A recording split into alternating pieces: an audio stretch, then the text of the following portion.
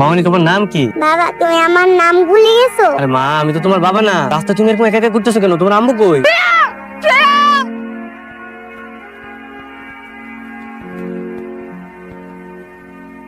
মামা দেখো এটাই আমার বাবা। এটা আপনার বাচ্চা? হ্যাঁ, এত ছোট একটা বাচ্চার কি এভাবে ছেড়ে দেয় রাস্তায়? তুমি এসব কি বলছো? তুমি এতদিন কোথায় ছিলা? এসব এসব জামা কাপড় পরেছো কেন তুমি? আপনি কি আমারে বলতেছেন? আমি তোমাকে বলতেছি, তুমি এতদিন কোথায় ছিলে শেহজাদ? ছাড়েন, আপনি আপনি আমার এইভাবে ধরতেছেন কেন? হ্যাঁ, আচ্ছা আপনি কি আমার চিনেন? মানে আমি কি আপনারে কোনোভাবে চিনি? তুমি আমাকে চিনতে পারছো না? আমি তোমার স্ত্রী, আর আমাদের ফ্রেয়া তো তোমার মেয়ে। আস্তাগফিরুল্লাহ, আপনি এগুলো কি বলতেছেন? আর শুনেন, আমার মনে হয় কোনো ভুল হইতেছে। আপনি যে মানুষটারে ভাবতেছেন আমি ওই মানুষটা না। পাগল নাকি বলো তো? সত্যি আসলে আমার মতো দেখতে একটা লোক আছে, বুঝছেন? সবারই এরকম ভুল হইতেছে।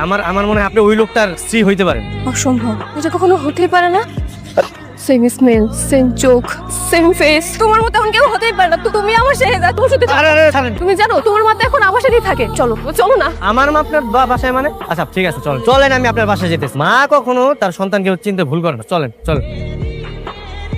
মা, মা কোথায় আপনি মা? ও ডাকেন ডাকেন। পৃথিবীতে একমাত্র মাই তার সন্তানটা চিনতে পারে, তার চিনতে ভুল হইব না। মা,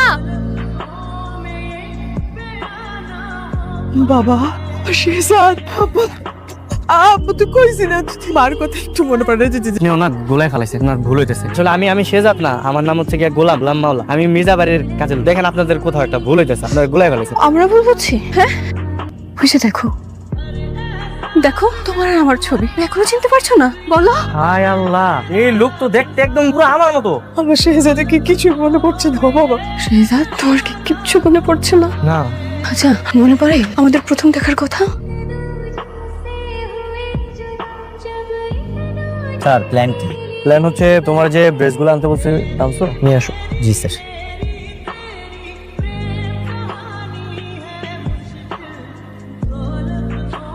কি ব্যাপার, তোমরা এইভাবে সেলুট দিতেছো কেন? তোমরা যদি এইভাবে সেলুট দাও তাহলে তো সবাই জেনে যাবে যে আমি শেহজাদ চৌধুরী। হ্যাঁ, তাহলে এই ড্রেস পরে আমার কোনো লাভ আছে? আমি এখানে আসছি দাউদ খানের যে লোকেরা লুকে আছে তাদেরকে ধরো। সেলুট দাও। রয়্যাল বেঙ্গল টাইগার সবসময় একাই চলে, আর আমিও একাই চলবো আমার কাছে লাগে। আমার যদি কিছু হয়েও যায় তোমরা আমার পিছনে আসবে। I don't need any protocol. শোনো, আজকে আমি তোমাদেরকে শিখাবো মাছ কিভাবে পানিতে থেকেও অক্সিজেন নিতে পারে। তোমাদেরকে মাছ দেখাচ্ছি, ঠিক আছে?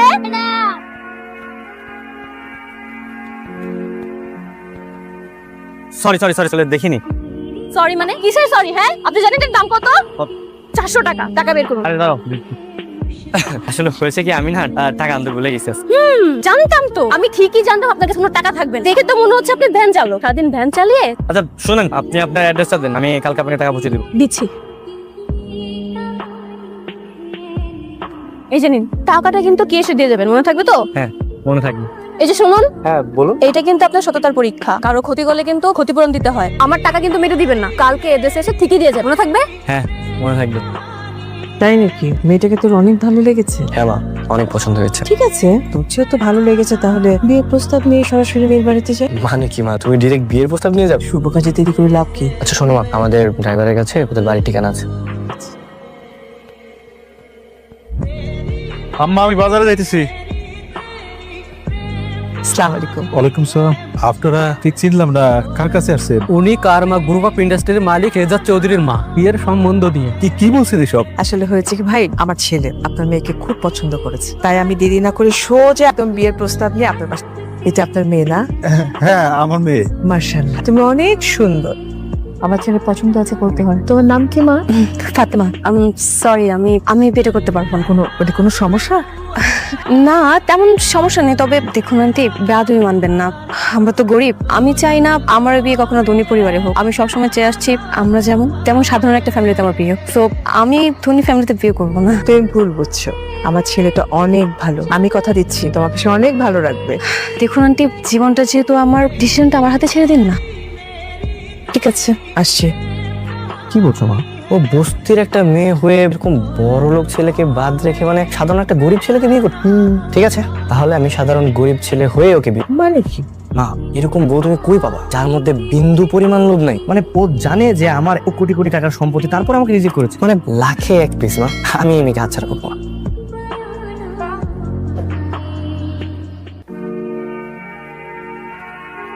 আসসালামু আলাইকুম চাচা।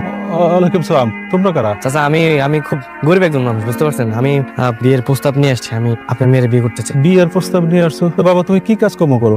আচ্ছা, আমার ছোটখাটো একটা চায়ের দোকান আছে।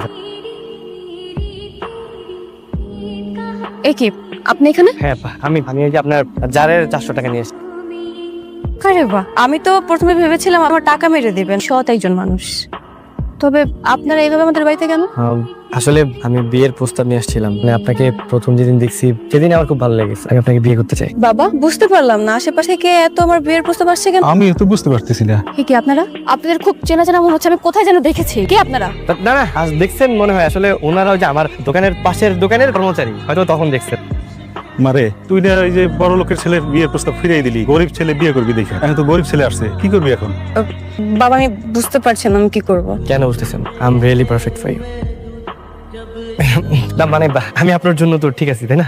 মারে ছেলেটা দেখতে শুনতে কিন্তু খারাপ না, রাজি হয়ে যা। ঠিক ঠিক আছে, আমি আপনার প্রস্তাবে রাজি। স্যার তাহলে ডাকবো কাজী? হয়েছে, থামেন থামেন, আপনি রাজগবি কাহিনী আর হয় না আমার, বুঝছেন আমার অনেক কাজ আছে। হ্যাঁ আমি তো বাজার করতে বেরিয়েছিলাম, আমি বাজার। তুমি এইসব কি বলছো? আমাদের এত সুন্দর কাটানোর মুহূর্ত কিছু আজগবি হয়ে গেল। আমি তো কি মুসিবতে পড়লাম, ছাড়েন আমার বাজার নিয়ে বাড়িতে যাইছো, যদি রান্না না করি আমি পরে মুসিবতে পড়বো, আপনারা থাকেন। হ্যাঁ শেহজাদ, শেহজাদ, ওকে সত্যি আমার শেহজাদ না? মামা হতেই পারে, সেই ছোটবেলা থেকে কোলে পিঠে করে মানুষ করেছে। মায়ের চোখ কখনো ভুলতে পারে না। আমার মন বলতেছে বোমা, ওই আমার শেষ। খুললাম তোর খেল খতম। খেল খতম মানে? তোর আসল কাহিনী আমি জানা ফেলছি, প্রমাণ সহ আমি সবারে কয়ে দিম, কইলাম ম্যাডামরাও কয়ে দিমু। হ্যাঁ কয়ে দিমু সবাই। না না সব স্যার ম্যাডাম, এই গোলামের আমি আসল কাহিনী জেনে বলছি, সব সত্য বলে দিম স্যার। আসল কাহিনী কি? আসল কাহিনী আগে ঋতু ম্যাডাম আসুক, তারপর বলবো। ঋতু ম্যাডাম, ও ঋতু ম্যাডাম, তাড়াতাড়ি আসেন, জলদি আসেন, আসেন। স্যার গোলাম আপনার সবার চোখ ফাঁকি দিল, আমার চোখও ফাঁকি দিতে পারে নাই। আজকে ওর পর্দা ফাঁস করে দিব। বাবা, আমি আগেই সন্দেহ করেছিলাম এই গোলামের মধ্যে যে গোপন কোনো একটা রহস্য আছে যেটা আমরা কেউ জানি না। আমারও না ইদানিং ওকে সন্দেহ হচ্ছে। বলেন তো মনির কাকা, ওর আসল কাহিনীটা কি? আমিও জানতে চাই।